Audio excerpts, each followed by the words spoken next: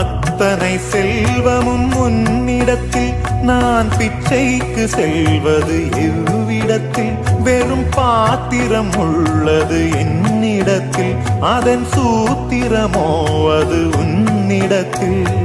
ஒரு முறையா இருமுறையா பல முறை பல பிறப்பெடுக்க வைத்தாய் புதுவினையா பழவினையா கணம் கணம் தினம் என்னை துடிக்க வைத்தாய் பொருளுக்கு அலைந்திடும் பொருளற்ற வாழ்க்கையும் துரத்துதே உன் அருள் அருள் அருள் என்று அலைகின்ற மனம் இன்று பிதற்றுதே அருள் விழியால் நோக்குவாய்